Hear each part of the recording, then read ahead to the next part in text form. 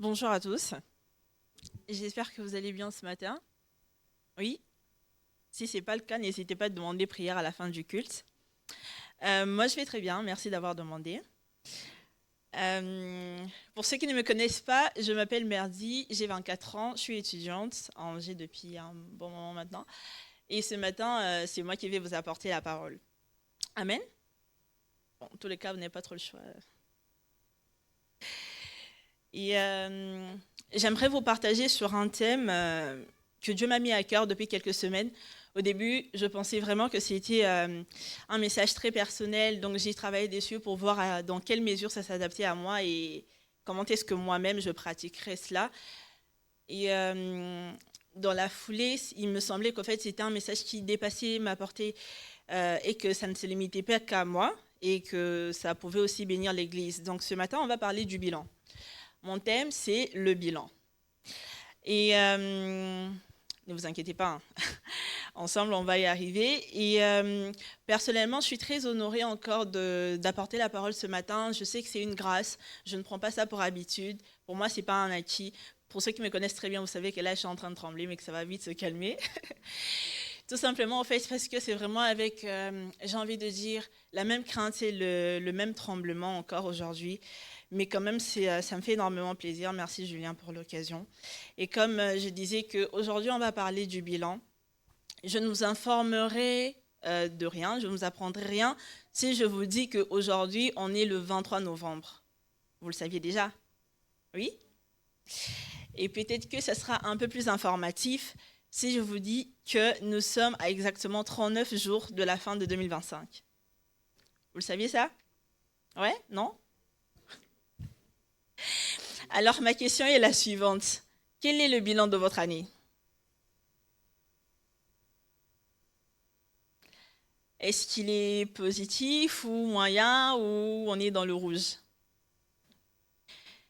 Pour vous aider à répondre plus clairement à ma question, est-ce que vous avez réussi à effectuer tous les projets, les objectifs que vous êtes fixés en début d'année?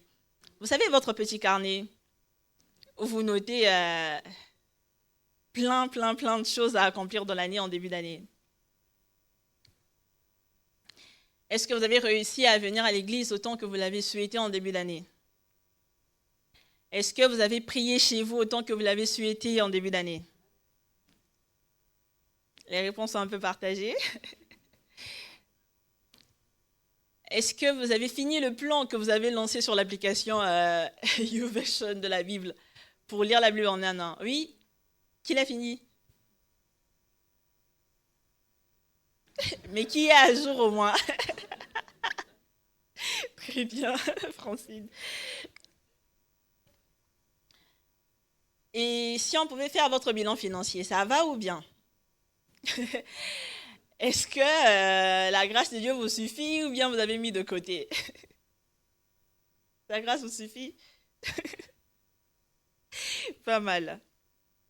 Au fait, toutes ces questions, j'en ai écrit plein, mais c'est pas ça vraiment l'objet de mon enseignement. C'est simplement pour que nous puissions essayer de voir rapidement comment est-ce qu'on a vécu notre année. Est-ce que vous avez rencontré Dieu comme vous l'avez souhaité? Vous avez autant jeûné que vous l'avez planifié? Oui? Non? Moyen? Là n'est pas le souci, hein, parce que je ressens votre culpabilité là, ça sent tellement fort. Mais je ne vais pas prêcher aujourd'hui sur le bilan de votre année. J'aimerais plutôt vous partager le bilan ensemble comme étant Église. Parce qu'aujourd'hui, ce matin, je suis convaincue dans mon cœur que Dieu est en train, en tout cas Dieu nous introduit dans une nouvelle saison étant qu'Église. Amen. Et puisque nous formons un corps, la tête ou le bras et une jambe ne peuvent pas être dans une saison et que l'autre jambe et l'autre bras sont dans une autre saison. Si Dieu introduit toute une église, toute une assemblée dans laquelle vous appartenez, où Dieu vous a placé dans une nouvelle saison, c'est que d'une manière ou d'une autre, dans votre vie aussi personnelle, Dieu vous introduit dans une autre saison.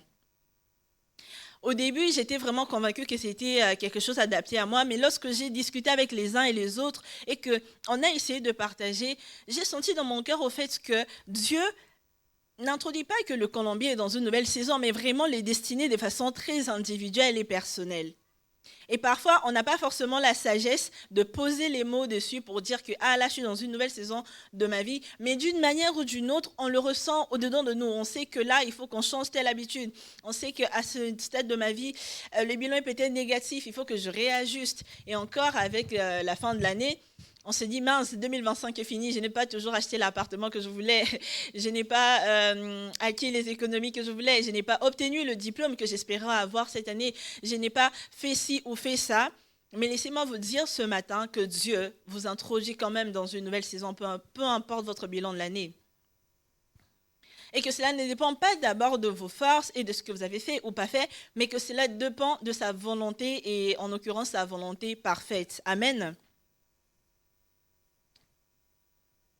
Et j'aimerais vous partager un premier verset dans lequel on voit ensemble comment est-ce que Dieu a introduit toute une nation, tout un peuple dans une nouvelle saison en commençant par introduire une personne en particulier.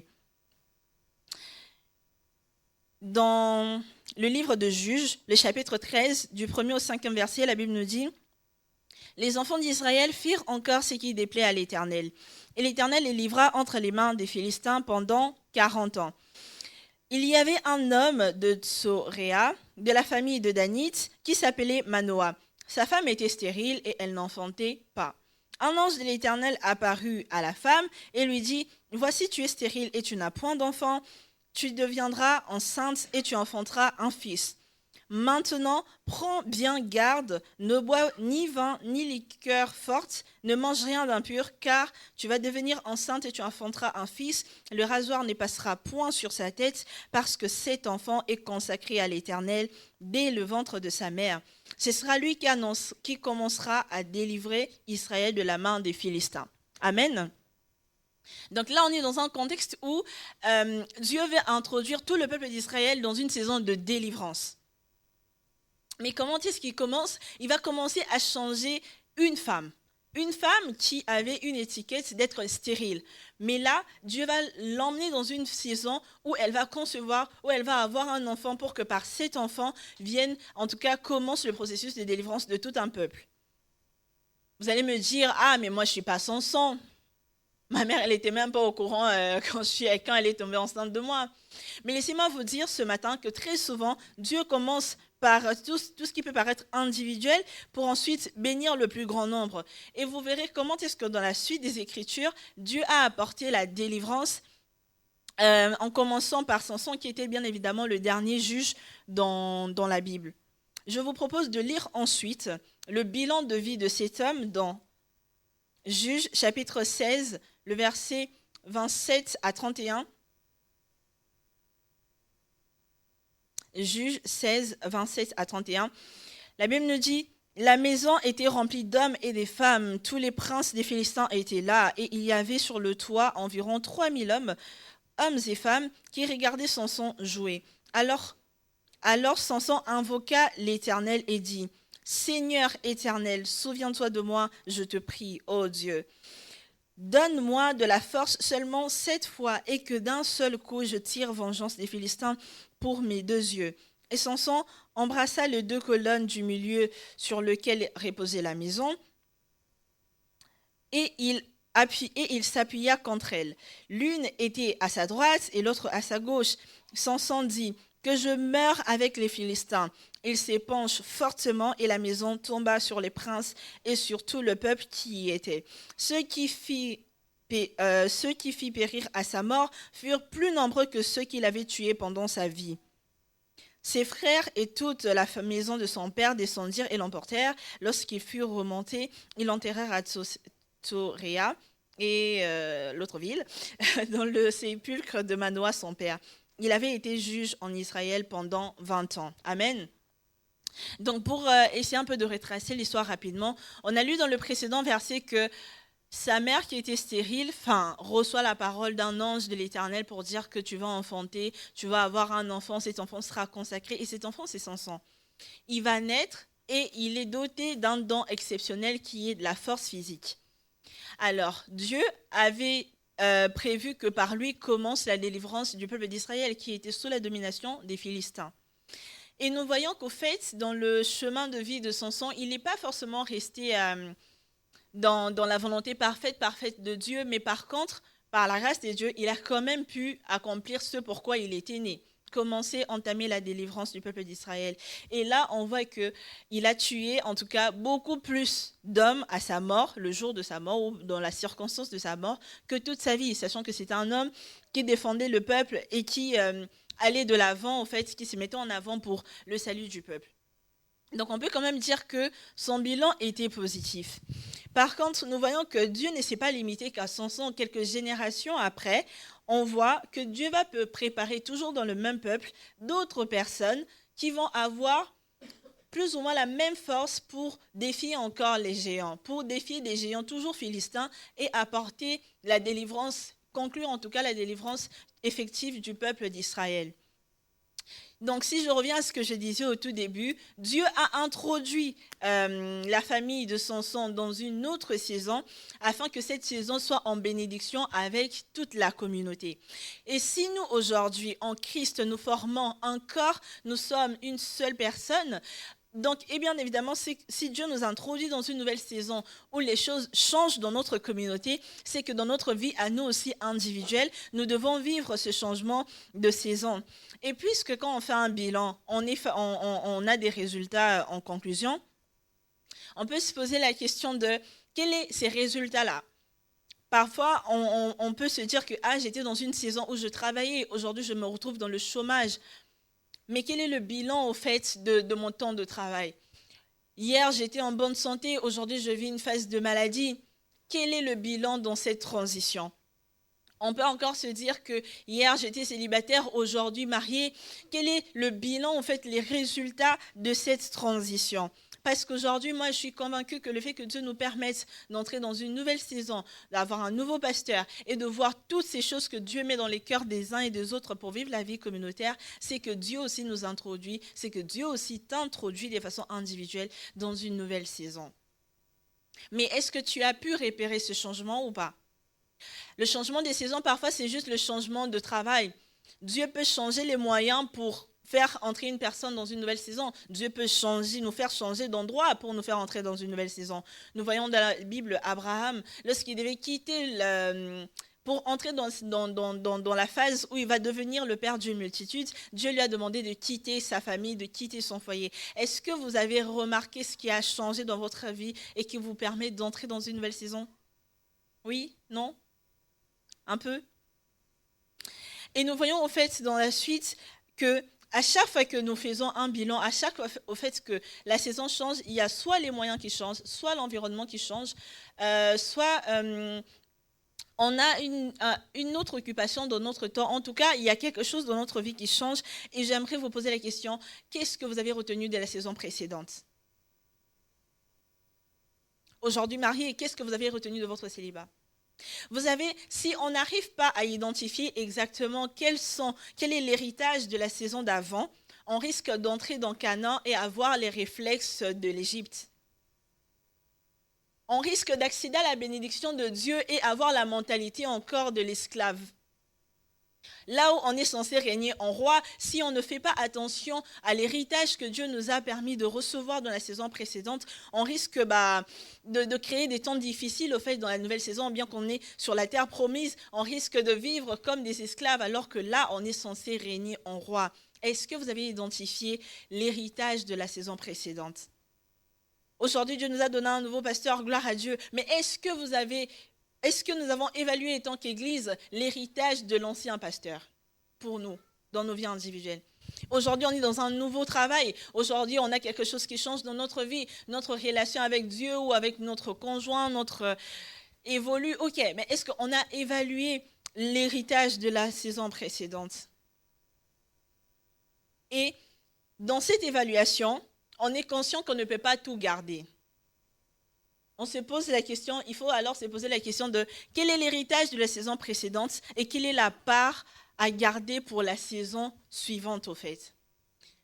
On ne peut pas venir avec tout notre background pour embrasser ce que Dieu nous demande de faire. On ne peut pas venir avec toute notre expérience et espérer que ça marche. Non, si Dieu nous a introduits dans une nouvelle saison, c'est qu'il veut nous apprendre quelque chose de nouveau. Alors pour apprendre quelque chose de nouveau, parfois il faut faire le vide. évaluer ce qu'on a reçu et faire le tri. Alors, 1 Corinthiens, chapitre 10, le verset 23, la Bible nous dit « Tout est permis, mais tout n'est pas utile. Tout est permis, mais tout n'édifie pas. » Amen. Et si je peux m'appuyer tout simplement sur ce verset, il est largement suffisant pour dire qu'il est grand temps de faire le tri. Vous voulez monter, améliorer votre relation avec Dieu, il faut faire le tri. On ne va pas élargir la durée de 24 heures pour que vous ayez 26 heures, afin que vous ayez 2 heures de plus pour prier et lire votre Bible. Non, il faut que dans vos 24 heures, vous enleviez des choses vraiment qui ne sont pas indispensables pour créer le temps qui vous permettra ensuite d'entrer effectivement dans la nouvelle saison. Et ça, parfois, on bénit Dieu quand les choses changent, on bénit Dieu quand on voit les changements, quand on voit les grandes choses arriver, quand on entend les prophéties, quand on est encouragé après des temps de prière. Mais est-ce que nous, derrière, on arrive à faire le tri? Si on vient avec un vase déjà rempli, on ne peut pas être renouvelé. Et nous voyons que dans ce bilan, il y a 2 types de personnes. Il y a de ceux-là qui veulent tout reprendre à zéro. Ils se disent, alléluia, Dieu m'a introduit dans une nouvelle saison, alors tout ce que j'ai appris de la saison d'avant, à la poubelle, on commence avec les nouvelles choses, on avance avec les nouvelles choses car tout est devenu neuf. Et ça, un exemple clé, vous les verrez dans tous les dirigeants africains, dès qu'ils sont au pouvoir, on recommence tout à zéro. Espérant que dans la même durée de temps, ils vont faire plus que le précédent. Ils font tout table rase et ils avancent. Et on est dans un cycle d'un éternel recommencement.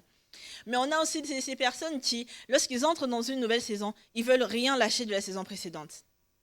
Et on voit par exemple dans Genèse chapitre 19, le verset 26, la femme de Lot qui, Dieu leur demande de sortir au fait de cette ville où les péchés règnent, où le mal règne. Mais elle, quand même, en sortant, elle regarde derrière. Et quand elle se tourne, elle devient une pierre de sel. Vous lirez ça dans Genèse 19, 26. Pour dire que, il n'est ni bon de tout garder, ni bon en tout cas de tout enlever, il faut faire le tri. Et comme je disais tantôt, entrer dans Canaan avec les réflexes de l'Égypte, on se comporte comme des esclaves, là où nous sommes censés régner en roi. Et cela engendre de temps difficiles. Durant cette semaine, j'ai parlé à un ami très proche qui me disait « Je suis en train de faire des rêves bizarres ces derniers temps. » Mais malheureusement ou heureusement, je ne sais pas, dans ces rêves bizarres, j'étais toujours dedans. Et il me dit « Prie Dieu pour qu'il te révèle à toi les choses que moi j'ai rêvées et que je comprenne pourquoi je rêve de ça. » Moi, je suis en mode « Frère, tu peux, autant que tu es en train de me le dire, tu peux toi-même prier Dieu pour qu'il te révèle ce que tu ne comprends pas dans ce que tu vois. » Alors, il a insisté. Je me suis dit, OK. Et lorsqu'on a fini, j'ai dit à Dieu, Dieu, telle personne m'a dit qu'il fait vraiment littéralement, telle personne m'a dit qu'elle fait tel rêve et qu'il ne comprend pas. Qu'est-ce que tu veux lui dire? Et pourquoi surtout moi, je suis dedans? Et par la grâce de Dieu, dans la même nuit, j'ai eu un rêve beaucoup plus clair qui expliquait plus ou moins tout ce qu'il avait vu. Et il y avait 3 parties dans ce rêve-là, mais il y avait une part qui concerne l'Église, et c'est pourquoi j'en parle, ce n'est pas pour me vanter. Et dans la part qui concernait l'Église, je voyais l'Église, je ne vais pas dire laquelle, mais en tout cas, je voyais une Église que je connais, dans laquelle il y avait plein de boue. Il y avait plein de boue, et à peine il y avait des planches sur lesquelles les gens pouvaient marcher pour ne pas se salir. Mais quand même, d'autres arrivaient à tomber et à se salir.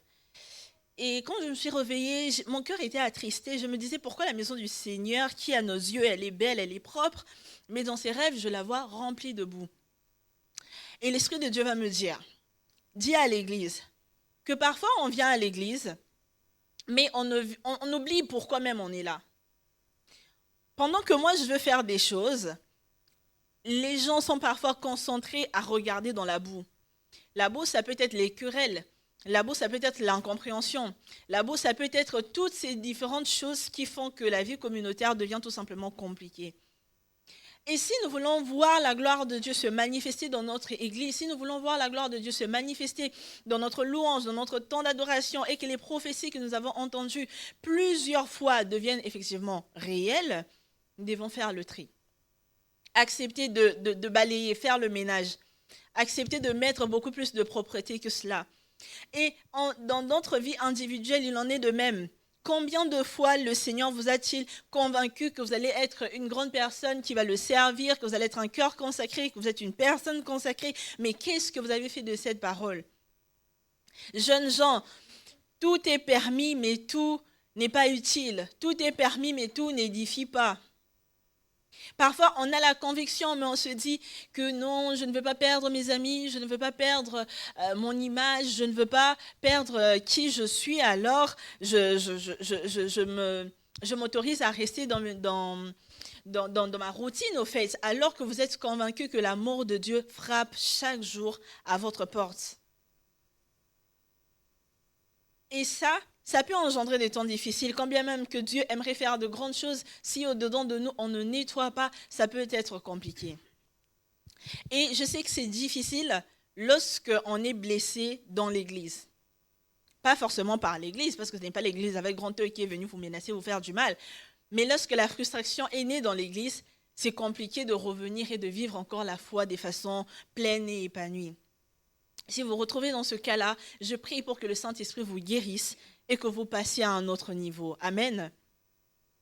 On a vu beaucoup de personnes qui étaient zélées se refroidir à cause des découragements, parce on s'est dit, ah, puisque toi tu fais telle chose à l'église, donc tu dois être sainte, parce qu'on a tellement enquiquiné parfois les gens, que tellement blessés parfois par les paroles, par les blagues, par notre indélicatesse tout simplement, on peut engendrer des frustrations qui deviennent des vrais bouts, qui empêche parfois même la gloire de Dieu de se répandre. Comment est-ce que le grand Dieu qui est saint peut manifester toute sa gloire et sa puissance si nous-mêmes, là où nous nous situons, ce n'est pas saint? C'est dans 2 Timothée, le chapitre 3, les versets 1 à 5, la Bible nous dit « Sache que dans les derniers jours, il y aura des temps difficiles. » Et si je peux m'arrêter juste à ça, on se dit dans les derniers jours, il y aura des temps difficiles. Ok, nous on s'attend parfois qu'il y ait les guerres, qu'il y ait les tremblements de terre, qu'il y ait la famine, la maladie et tout ce qu'on veut. Mais lorsque vous lisez la suite de ces versets, ce n'est pas du tout ça qui rend les temps difficiles. C'est pas la guerre qui rend les temps difficiles. C'est pas la famine qui rend les temps difficiles. Ce qui rend les temps difficiles, c'est l'état des cœurs. Pourquoi ? Car les hommes seront égoïstes, amis de l'argent, fanfarons, hautains, blasphémateurs, rebelles à leurs parents, ingrats, irréligieux, insensibles, déloyaux, calomniateurs, intempérants, cruels, ennemis des gens de bien, traîtres, emportés, enflés d'orgueil, aimant le plaisir plus que Dieu, ayant l'apparence de la piété, mais régnant ce qui en fait la force. Éloigne-toi de ces personnes-là. Et ça, c'est tout ça qui engendre des temps difficiles. Avant qu'on parle de famine, parce que la guerre, là, qui est en train de la faire? Qui est en train de l'alimenter? N'est-ce pas le cœur de l'homme? Dans une société où on peut accélérer la production agroalimentaire, dans une société où on peut traiter des maladies qui étaient incurables dans le siècle d'avant, mais on a un taux des morts, de suicides encore élevé. Pendant qu'on dit que la science, elle progresse pour faire du bien à l'homme, la même science progresse aussi pour détruire. Aujourd'hui, il y a des armes qui peuvent nous éteindre en moins d'une seconde sans qu'on ait même aperçu sa taille ou sa forme. Et c'est les cœurs qui rendent les temps difficiles. Et si vous pouvez faire un bilan rapide aujourd'hui de 2025 ou de toute votre vie, dans quel état se trouve votre cœur? Parce qu'il faut faire un tri. Il y a un héritage, il y a des choses qui sont bonnes, il y a des choses qui sont moins bonnes, mais c'est à nous de faire le tri, c'est de notre responsabilité. Dans Proverbe, il est écrit, garde ton cœur. Tout est utile, mais tout n'édifie pas. Et la vie de foi, ça ne se vit pas qu'à l'église, et ça vraiment, je le redis souvent, la vie de foi, ce n'est pas à l'église, c'est quand on est dehors. C'est quand on est en stage, c'est quand on est au travail, c'est quand on est dans le bus. C'est comment est-ce qu'on salue la même personne qu'on rencontre à la même heure à l'arrêt du tram ou à l'arrêt du bus. C'est quand on prend soin des uns et des autres dans tout ce qu'on est en train de faire. C'est là même qu'on manifeste Christ. Et s'il y a une part à laisser dans l'héritage qu'on a reçu avant, parfois c'est dans nos familles, dans l'éducation, dans nos traumatismes, dans nos relations d'avant. S'il y a une part à laisser, il y a aussi une part à gagner. Et je vais vous parler rapidement d'un homme qui a su faire le tri pour gagner la bonne chose, garder la bonne chose quand sa saison a changé. Il s'agit de Jérémie qui aime Jérémiadé dans les Lamentations, chapitre 3, le verset 15 à 23.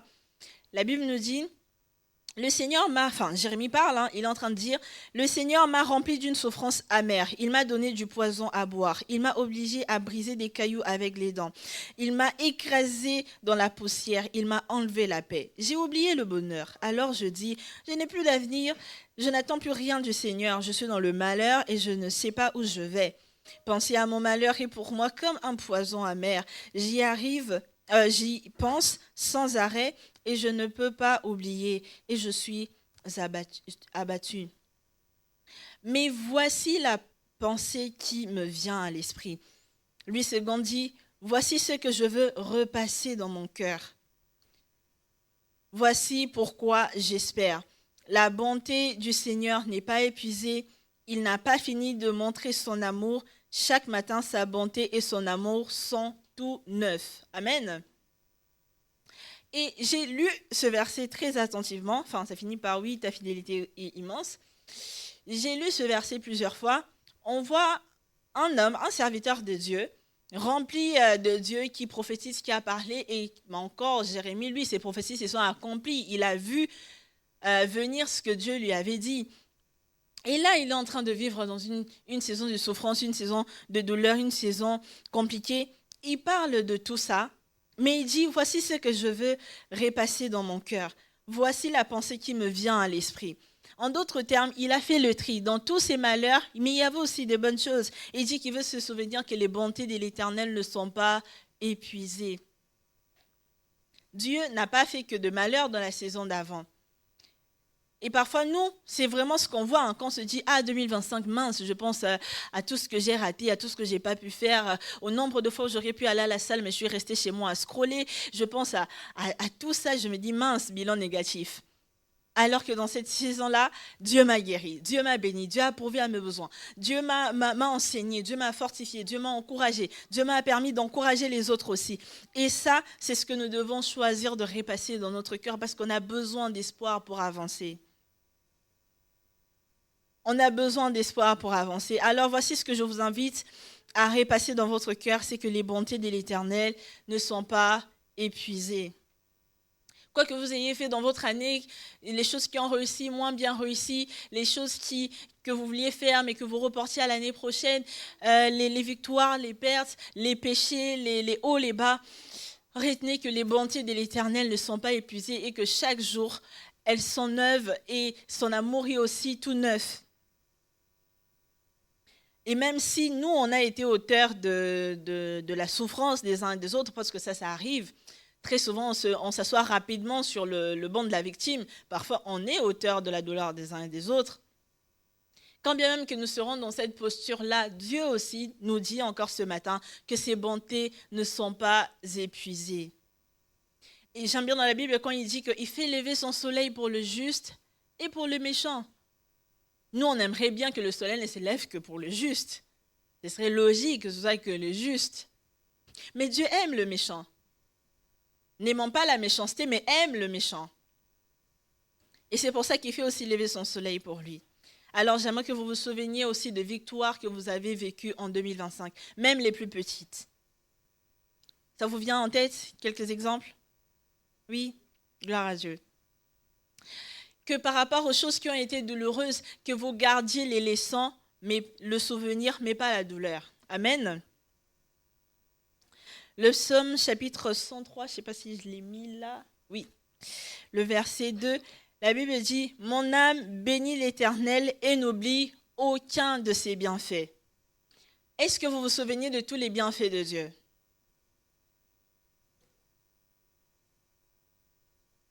Mais parfois, on se souvient de la fois où on a prié, on n'a pas été exaucé. Mais le nombre de fois où on a été exaucé, on ne sait pas le dire. Il y a des études qui prouvent qu'on a plus tendance à penser négativement que positivement, étant qu'humain. Je prie pour que le Saint-Esprit change notre mentalité. Et dans la suite, j'aimerais parler de quelques clés lorsque nous sommes dans la nouvelle saison, puisque nous sommes dans la nouvelle saison. J'aimerais parler de 3 choses en particulier. Premièrement, l'obéissance. Vous savez, j'aurais pu parler des choses, entre guillemets, beaucoup plus spirituel, mais parfois on minimise les ABC de la foi qui sont en fait des choses très spirituelles. Vous voulez vivre pleinement la nouvelle saison dans la volonté de Dieu, soyons obéissants. Soyez obéissants. Et ce que vraiment j'ai à cœur, c'est que parfois on sait ce qu'on est censé faire parce que Dieu nous l'a déjà mis à cœur, mais qu'on ne le fait pas. Et il n'y aura pas d'autres révélations. Vous voyez la parole là que vous avez écrite dans votre carnet en 2023, quand vous étiez allé à la veillée, je ne sais où. Allez chercher le carnet, lisez la parole là, commencez à pratiquer tout simplement. Quand je dis tout simplement, ce n'est pas que ça sera toujours simple de rester dans ce que Dieu vous dit, mais déjà au-dedans de nous prenons la décision de nous dire que, ok, je ne peux pas peut-être chercher encore qu'un prophète me parle. Ce que Dieu a dit déjà hier, je vais le pratiquer aujourd'hui. Et je suis vraiment convaincue qu'aujourd'hui, autant nombreux que nous sommes, nous savons plus ou moins ce que Dieu attend de nous déjà. Est-ce que nous pouvons maintenant emprunter la bonne direction ? Et si nous voulons rester dans la bonne saison, dans la nouvelle saison, vivre pleinement la volonté de Dieu, soyons obéissants. Samson ne coupe pas tes cheveux. Parce que cet homme avait reçu le don de force physique, mais il y avait une condition, il y avait des recommandations qui étaient adaptées à ce don. En d'autres termes, si Dieu vous donne quelque chose, ce qui s'obtient de Dieu se garde par les principes de Dieu. L'onction que tu as reçue, David, de Dieu, garde cette onction en restant obéissant à Dieu. En d'autres termes, sans vouloir tuer ton serviteur pour avoir sa femme. Ça souille l'onction. On a reçu tous l'onction par imposition des mains, par la prière, par des moments forts avec Dieu. Alors, pourquoi cette huile est en train de se refroidir ? Très souvent, à la base, c'est souvent un manque d'obéissance qu'on retrouve. Et aujourd'hui, dans les églises, on n'en parle pas. Aujourd'hui, on veut tous apprendre à prophétiser. Aujourd'hui, on veut tous être des excellents prédicateurs. Aujourd'hui, on veut tous parler en langue. Aujourd'hui, on veut tous que, voilà, comment je me lève, que les gens voient Dieu. Comment on va avoir un Dieu en toi qui n'est même pas en toi ? Comment veux-tu parler de la part de Dieu sans parler à Dieu ? Le niveau de prière, ça va? Niveau bilan.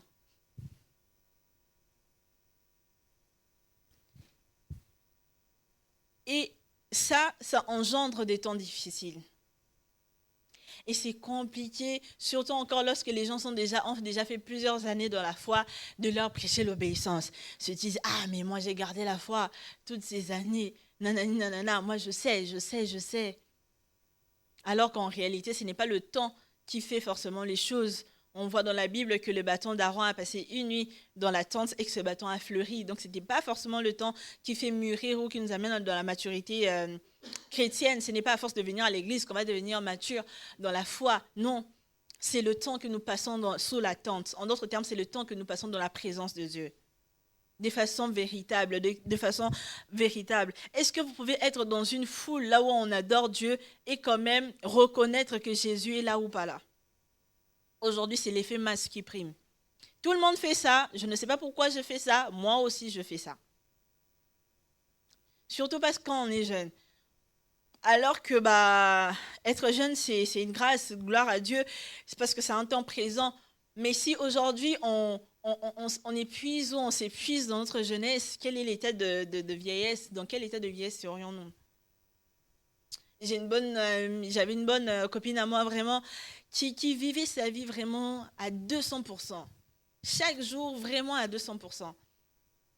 Elle n'était pas forcément une mauvaise personne, mais aujourd'hui je vous parle, elle a dormi et elle ne s'est pas réveillée tout simplement. On ne comprend pas pourquoi elle ne s'est pas réveillée. Ses parents étaient dans un choc, ils l'ont amenée à l'hôpital, à l'église, priant Dieu pour que... Mais elle est partie. Rien ne nous rassure qu'on va vieillir, rien ne me rassure que je vais vieillir. Mais est-ce qu'aujourd'hui mon cœur est prêt? Prêt pour partir? Je ne veux pas vous prêcher la mort aujourd'hui, mais j'aimerais tout simplement nous alerter. Si aujourd'hui il fallait faire un bilan pour dire que ta vie s'arrêterait à midi, est-ce que tu es prêt? Alors que chaque jour, ce que Dieu nous demande, c'est que nous soyons, je ne vais pas dire prêts pour la mort, mais en tout cas que notre cœur vive pleinement dans la présence de Dieu et pleinement sa volonté, de sorte que quoi qu'il arrive, on est dans la gloire de Dieu. Et la deuxième clé que j'aimerais parler dans cette nouvelle saison, c'est le Dieu d'un nom nouveau. À chaque fois que Dieu nous emmène dans une nouvelle saison, il se révèle à nous différemment. Lorsque Dieu a voulu que Abraham devienne Abraham, il s'est révélé à lui étant le Jéhovah Jireh, le Dieu qui pourvoit. Mais quelle est la révélation de Dieu pour vous dans cette nouvelle saison?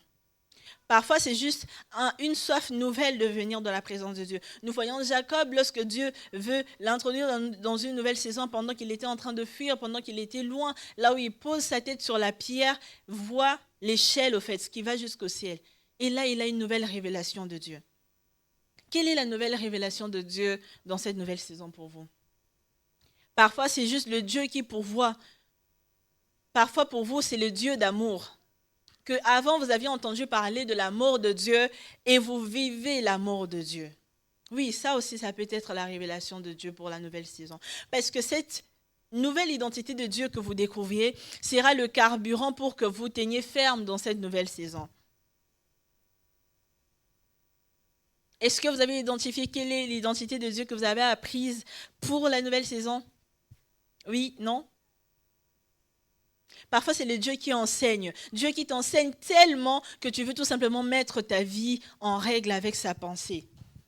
C'est peut-être ça, la révélation de Dieu. Parfois, nous, quand on dit la révélation de Dieu, tu veux voir Dieu sur son trône, l'agneau immolé et tous les anges qui adorent. Parfois, la révélation, c'est de la conviction que Dieu met dans ton cœur. Il dit que tu es précieuse. Il dit que tu es aimée. Il dit que pour toi, dans Ésaïe 43, pour toi, il va soumettre des nations. Et parfois, c'est l'amour et la révélation de l'amour de Dieu qu'on reçoit qui est le carburant dans la nouvelle saison. Quel est le nom nouveau de Dieu que tu as rencontré? Je vais vous faire un petit témoignage. Moi, personnellement, il m'est arrivé très tôt dans ma vie de donner ma vie au Seigneur Jésus. Et dans ce cheminement, vraiment, j'avais toujours à cœur de chercher à ce que Dieu me guide dans les grandes décisions de ma vie à prendre. Alors, on est arrivé en deuxième secondaire, c'est l'équivalent de 2 classes après l'école primaire. 5e, ouais. Donc, on arrive dans cette classe-là. Nous, c'est à ce niveau-là qu'on choisit la section générale de nos études. Et 2 ans après, on choisit la spécialité de nos études pour avoir le bac. Et donc, dans cette année-là, moi, j'avais déjà tout dit à tout le monde que je vais faire la fac de droit, je serai avocate. Vous voyez un peu le blazer comme ça, c'était vraiment mon kiff. Je me disais, travailler avec ça tous les jours, je serai quelqu'un. Et j'avais déjà parlé de ça à tout mon entourage, mes oncles et tout, qui m'appelaient déjà l'avocate et tout. Pour moi, c'était clair. D'autant plus que j'aime parler. Je parle même quand je dors, je parle. Il y avait des fois tellement que je parle beaucoup. Ma mère, elle me disait, on éteint la télé, on t'écoute, ou tu t'étais et on écoute la télé. Parce qu'à un moment donné, on ne suit plus. Donc bref, j'étais comme ça. Et j'avais dit à tout le monde que je voulais faire la fac de droit. Je me voyais bien dans mon blazer comme aujourd'hui. Mais tous les jours au travail. Et c'est vraiment dans cette année-là que mon cœur vraiment revenait à Dieu et tout, pour lui dire, dirige les décisions de ma vie. Donc naturellement, bien que j'avais déjà fait la propagande de ma profession d'avocate, j'ai mis ça en prière. Dis à Dieu, voilà, c'est ça mon projet, c'est ce que je veux. Qu'est-ce que tu dis? Je me souviendrai toujours de ma petite chambre en pleine chaleur de septembre à Kinshasa, bien chaud, et Dieu me dit, non, je ne te veux pas là-bas. Moi, j'étais en mode, je fais comment? Et je recommence encore la propagande. Ça va être compliqué. J'avais déjà honte de dire que je vais changer de voie. Alors que je passais mon bac dans 4 ans par rapport au timing et tout. Et je dis à Dieu, si tu veux me voir dans telle direction des études, dans les études que je fais maintenant, je dis à Dieu en cette année-là, 4 ans avant mon bac, je lui ai dit, il faut que tu pourvoies financièrement pour ces études-là. La médecine, vous savez qu'elle est longue, je ne vous apprends rien. Donc moi, je dis à Dieu, il ne faut pas que mes parents se ruinent à financer mes études. Donc tu devras vraiment te débrouiller pour que ce ne soit pas eux qui prennent en charge. Comme ça, je saurai que c'est toi qui m'as envoyé. Raison pour laquelle c'est important de connaître la volonté de Dieu. Comme ça, quand elle s'accomplit, vous êtes sûr que c'est vraiment ce que Dieu a voulu pour vous. Alors, j'ai prié comme ça. Et dans ma tête, je me disais, bon, Parce que si tu veux faire, pour faire le droit chez nous, il fallait que j'aille un bac L et pour faire médecine, un bac S. Donc, naturellement, j'ai changé des cours, des machins. J'ai pris toute une autre direction. J'en ai parlé à mes parents qui m'ont soutenue. Et j'ai pas dit que Dieu m'avait dit. Ah, il fallait pas dire ça. Juste au cas où ça marche pas. Je garde ça pour toi. Donc, je leur ai dit tout simplement que non, j'aime bien les maths, j'aime bien la biologie, je vais rester en sciences et tout. Bref, mes parents, qui sont très spirituels et très sensibles, m'ont soutenue et tout. Et ça se passe, les cours passent bien. Mais dans ma tête, quand même, je me dis, juste au cas où, hein, c'était pas vraiment Dieu qui m'a demandé ça. Si Dieu ne pourvoit pas vraiment financièrement pour mes études, je vais rester chez moi au Congo et je ferai la Polytechnique. Parce que voilà, c'est aussi, ça m'intéressait aussi. Donc, je vis ma vie comme ça à 4 ans. Je continue à aimer Dieu, à servir, à grandir dans ma foi. Et je passe mes épreuves d'exéta. Enfin, chez nous, c'est pas le bac, on dit exéta, examen d'état. Et du coup, je passe les 4 jours d'exéta et on passe un mois comme ça sans résultat. Ce qui était genre pas très normal parce que généralement, hein, il y a les résultats et tout qui s'affichent. Bon, on attend. Et je me souviens toujours que ce matin-là, où les résultats ont été publiés, j'étais chez moi à faire la vaisselle. Vous savez, dans les familles nombreuses, la vaisselle, c'est vraiment une punition.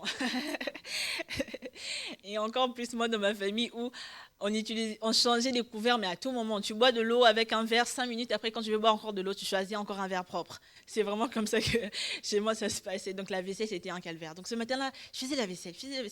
Vraiment en mode, je dis à ma mère, quand je serai riche, l'une des premières choses que je vais faire, je vais t'acheter une machine à vaisselle et tout, à lave-vaisselle, parce que franchement, pour moi, ça m'agaçait.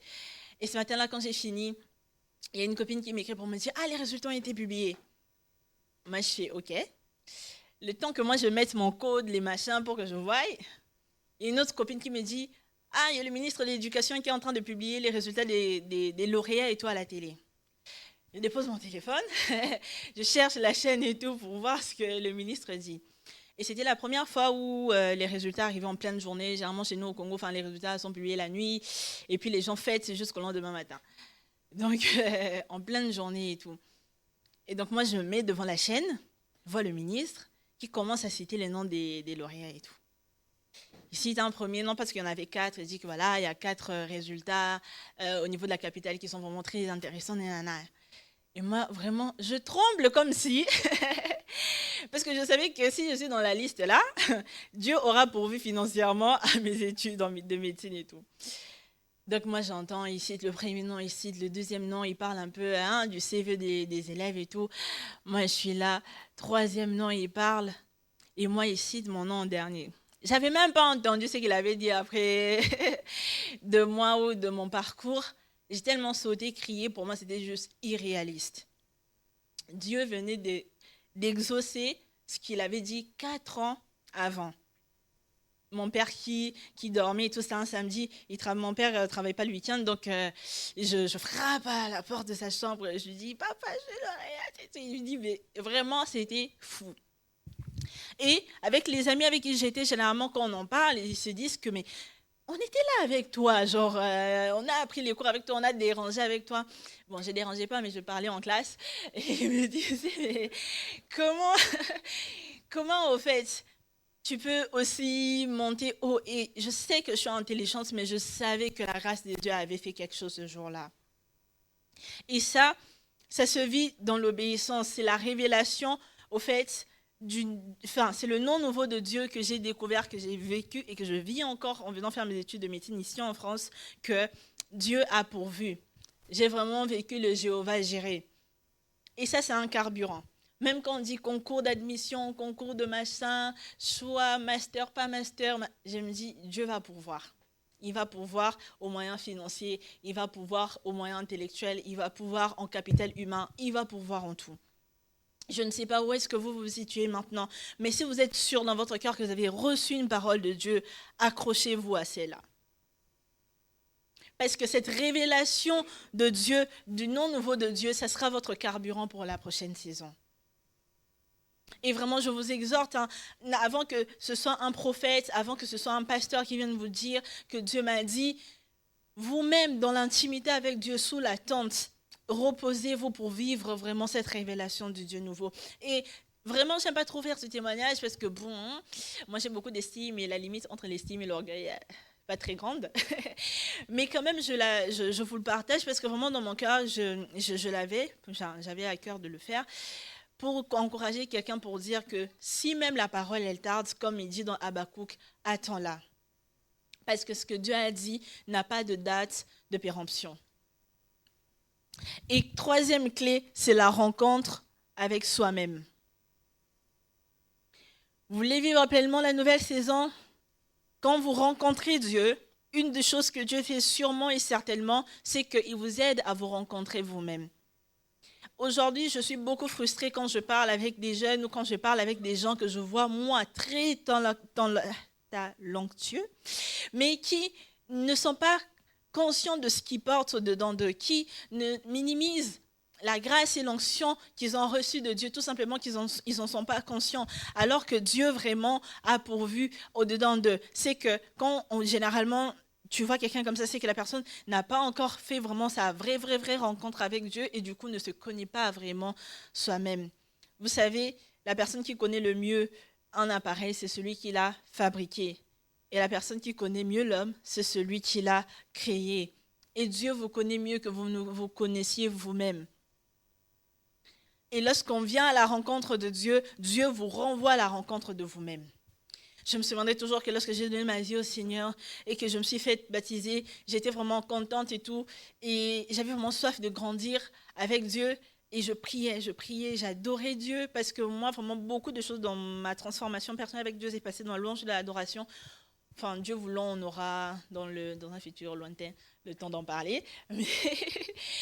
Mais à chaque fois que j'adorais Dieu, quand je sortais de là, je sentais que quelque chose au-dedans de moi me quittait. Et moi, j'étais colérique, hein, vous n'allez peut-être pas vous imaginer. Mais je sentais la colère me quitter. Des choses vraiment qui pouvaient me mettre en feu, mais ça perdait de la place au-dedans. Et le Saint-Esprit au-dedans de vous, c'est cibler des choses. Il va vous dire que non, ça, il faut changer. Que non, ça, il faut améliorer. Que non, ça, il faut abandonner. Ou que telle chose est positive, continue dedans. Certes, aujourd'hui, on ne va pas comparer le Saint-Esprit à un coach comme on entend au sens populaire dans notre temps. Mais franchement, le Saint-Esprit, il vous coach à partir du dedans. Pas pour vous dire quel outfit vous devez mettre dans telle circonstance d'abord, mais pour vous dire quel caractère de Christ que vous devez manifester dans ce temps stratégique pour faire avancer le royaume de Dieu. Et vraiment, la rencontre personnelle avec soi-même, elle est très importante. Ainsi, notre définition de soi ne vient pas de ce que les autres nous disent, mais la définition de soi vient de ce que Dieu nous dit dans l'intimité. Et ça change tout. Par la grâce de Dieu, moi j'ai grandi dans une famille où il y a beaucoup de filles, il y a 5 filles, donc normalement les gens nous comparaient entre nous. Bien que nos parents luttaient pour que ce ne soit pas le cas, mais il y avait parfois les gens qui avaient trop tendance à comparer pour dire que Persa, elle est courageuse, Merdi, elle est timide, parce qu'à un moment donné, j'étais timide dans ma vie.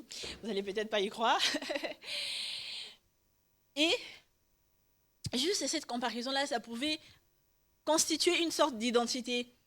Vous pouvez me dire que non, mais telle chose, moi, je ne peux pas faire. Persa va faire parce qu'elle est courageuse, elle sait parler aux gens.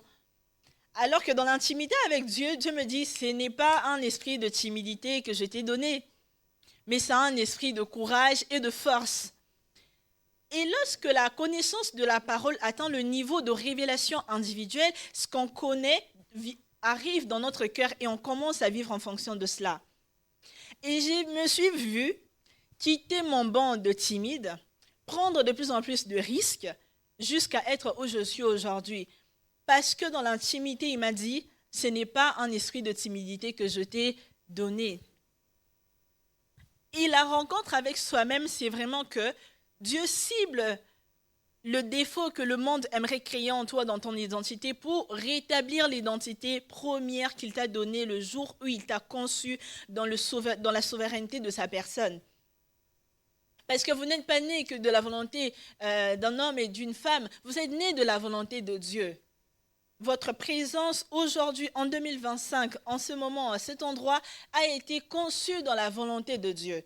Alors dans cette volonté, vous avez une identité. On voit Pierre, Simon, qui rencontre Jésus. Il dit, tu ne vas plus t'appeler que Simon, mais tu vas t'appeler Pierre.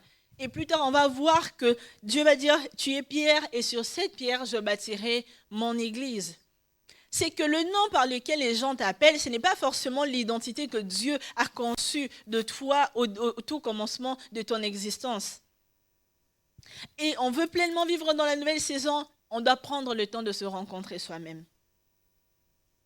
Et aujourd'hui, on voit beaucoup de personnes qui ne se connaissent pas, mais qui vont prendre des décisions, des risques, qui vont... Je me dis, mais oulala. Parfois, il faut savoir juste s'arrêter et dire à Dieu, qui est-ce que je suis? Est-ce que je suis juste la fille de mon père? Ou tu as une pensée beaucoup plus grande pour ma vie? Et je pense que la deuxième option est la vraie.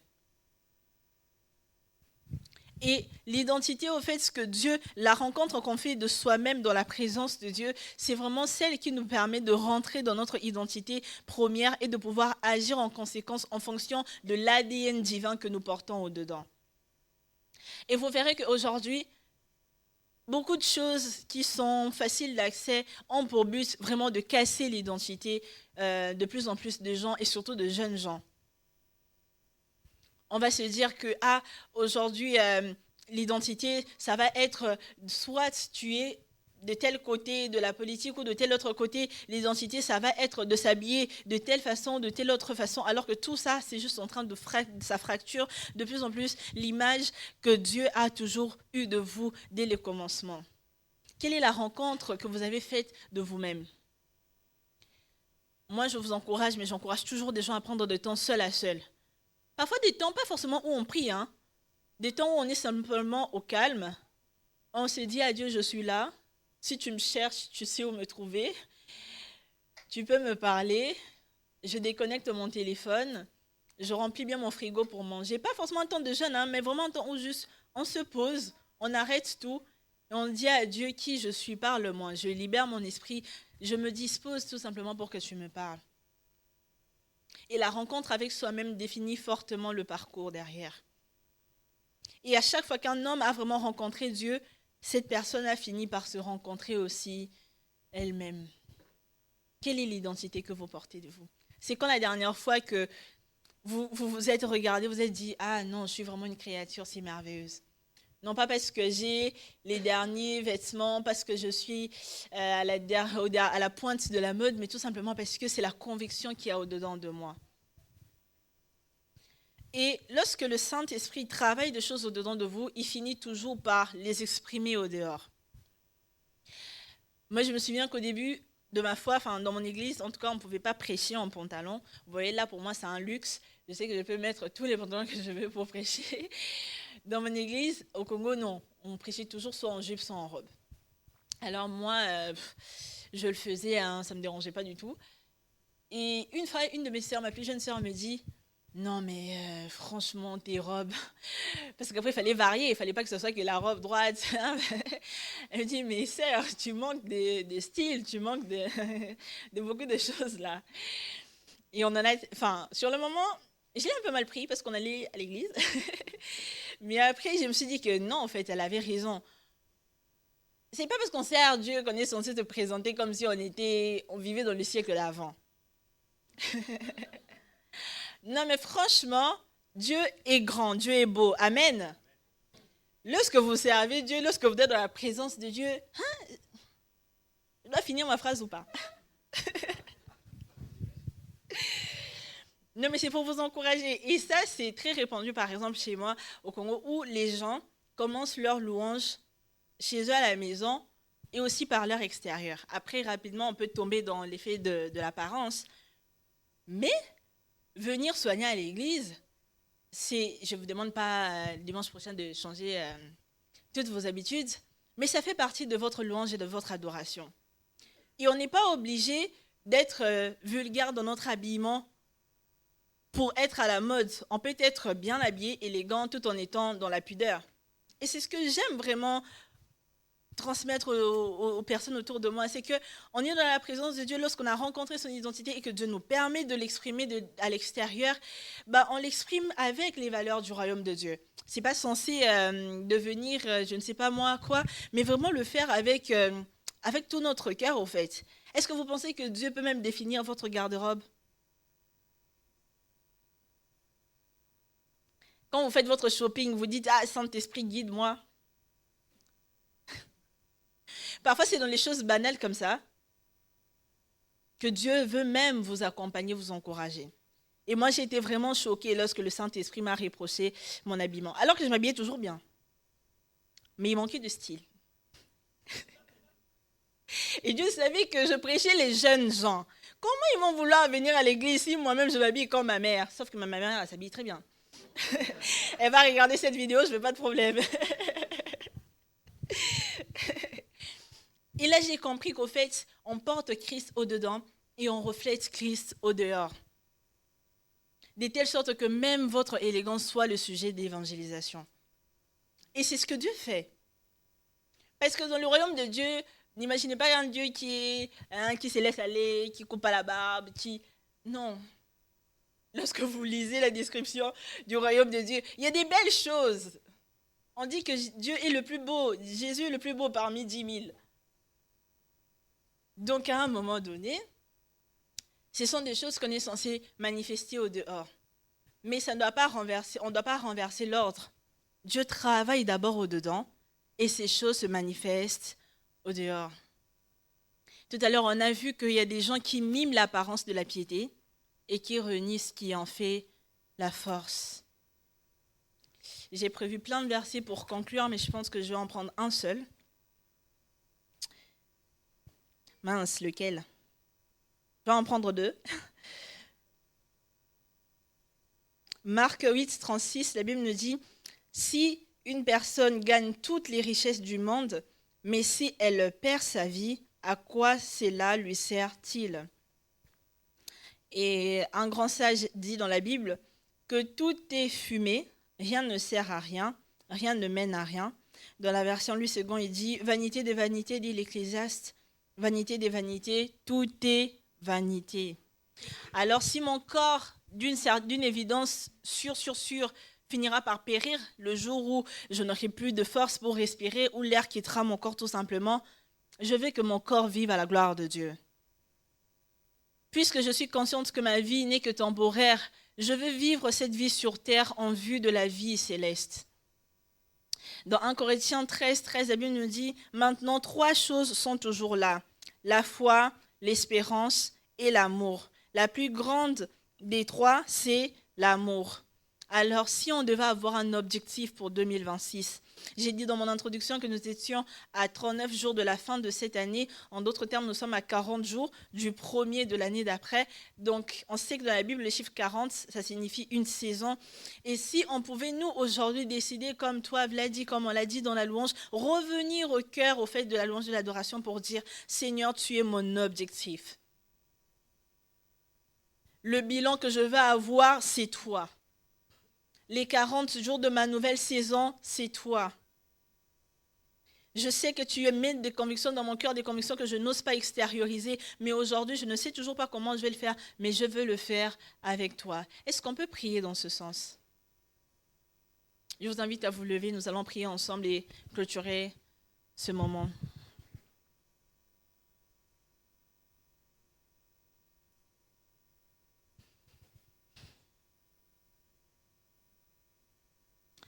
J'ai sûrement dit beaucoup de choses. Vous n'avez peut-être pas tout retenu. Mais ce que vous avez retenu là dans votre cœur, cette parole, cet encouragement, cette conviction, ces moments où pendant que moi je prêchais, que le Saint-Esprit vous aidait à identifier des choses dans votre vie, j'aimerais que nous puissions rendre grâce à Dieu et lui dire que peu importe la difficulté de mon moment présent, je veux dire que mon objectif, c'est toi. À quoi ça me servirait d'avoir toute la richesse du monde si je n'étais pas toi? Aujourd'hui, je veux simplement me recentrer sur toi. Pour cette nouvelle saison, je veux que tu sois, toi, mon objectif, ma finalité. Que ce soit dans la maladie, que ce soit dans l'angoisse, que ce soit dans les épreuves, que ce soit dans la joie, que ce soit dans les célébrations, que ce soit dans les objectifs qui sont atteints. Est-ce qu'on peut dire à Dieu, tu es mon objectif? Ensemble, prions le Seigneur Dieu. Oh oui, Père, nous voici encore ce matin. Nous sommes conscients que tu es le Dieu de toute éternité, le Dieu de toute vie, le Dieu de toute force. Père, aujourd'hui, nous voulons venir comme Pierre. Nous savons que si nous sortons pour marcher sur l'eau, nous allons couler, mais sur ta parole, nous voulons le faire. Parce que tu nous as déjà parlé. Tu nous as parlé des valeurs de ton royaume. Tu nous as parlé de ta pensée. Tu nous as parlé de ce que tu voulais. Alors ce matin, nous désirons que toi, uniquement toi, dans nos pensées, dans nos objectifs premiers, afin que chacun de nos actes, chacune de nos actions soit tournée vers toi comme finalité, Père.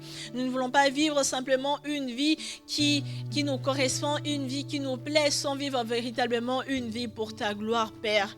Oh oui, viens, toi qui as changé l'identité de Pierre, toi qui as changé l'identité de Paul, toi qui as changé l'identité de Jacob, Seigneur, viens restaurer notre identité au-dedans de nous. Casse les faux raisonnements et toutes ces choses qui nous emmènent tout simplement à nous éloigner de ta pensée et à nous éloigner de l'identité que tu as toujours eue pour nous, Père. Parce que c'est ça notre prière. Ce matin, nous voulons nous présenter pour dire que peu importe comment on se trouve, on se situe, mais nous voulons qu'avec les leçons que nous avons apprises de la saison d'avant, nous voulons marcher en conformité avec ta parole. Comme nous l'avons dit lors de la Sainte Seine, nous voulons, Père éternel Dieu, renouveler notre alliance avec toi, renouveler notre alliance dans l'obéissance, dans la pratique de tes enseignements, dans la pratique de ce que tu veux, dans le fait de marcher en accord avec les convictions que tu as déjà mises dans notre cœur, Père. Oh oui, nous nous abandonnons, Père. Nous revenons à toi, Père. Nous revenons à toi, Père. Là où nous étions blessés dans notre cœur, là où nous nous sentions pas bien, précieux Saint-Esprit, je prie pour que tu viennes guérir et que tu viennes rétablir. Alléluia. Seigneur, merci de le faire. Prie pour ton cœur, prie pour ton cœur.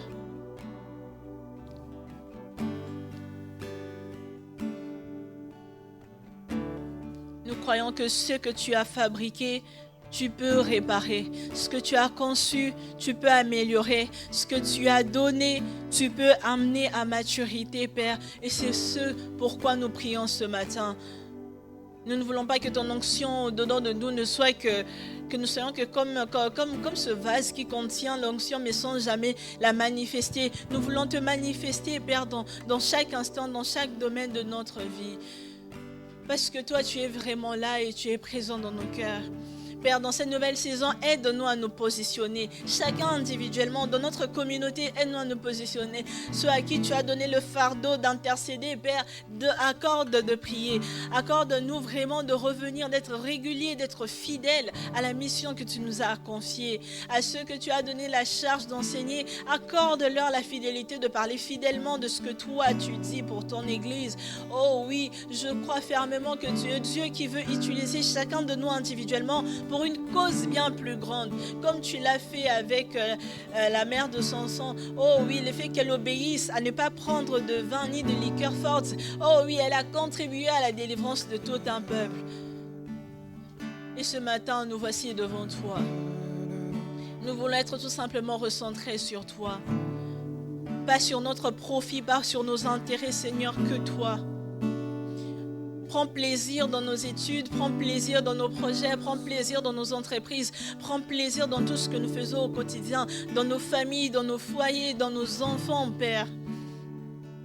Oh oui, Dieu ne t'a pas donné un esprit de timidité. Dieu ne t'a pas donné un esprit de timidité. Et je prie maintenant pour que cet esprit de timidité te quitte et que la puissance de Dieu se manifeste dans ta vie. Car le monde attend la révélation de fils de Dieu. Est-ce qu'il y a de fils de Dieu en cet endroit?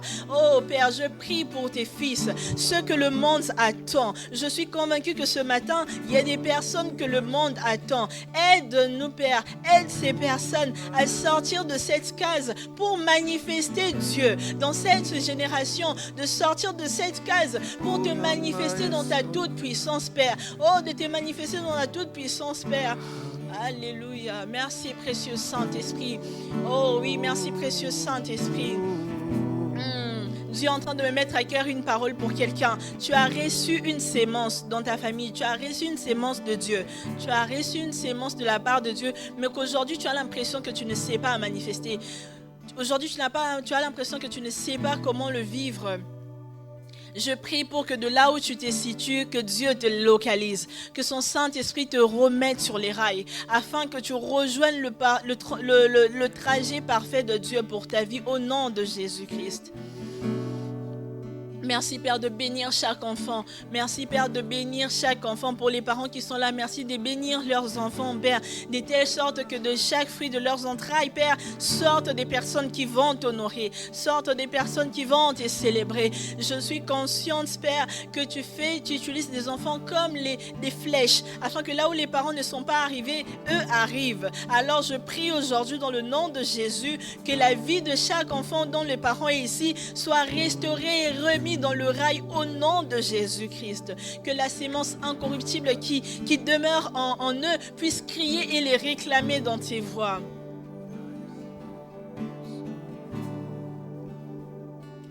Merci Père de le faire. Merci Papa de le faire. Plus qu'un enseignement, Père, je prie pour que cette parole trace dans nos cœurs vraiment des chemins et que nous puissions voir où nous allons marcher.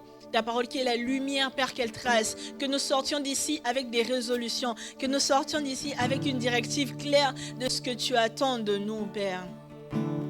Et que dans l'intimité avec toi, nous puissions aussi être attentifs à ce que tu dis de nous.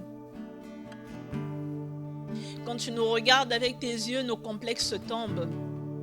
Quand tu nous regardes avec nos yeux, nos défauts deviennent abstraits.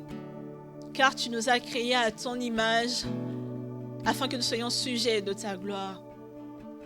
Merci Père de bénir chaque personne ici présente et de bénir chaque cœur au nom de Jésus-Christ. Amen.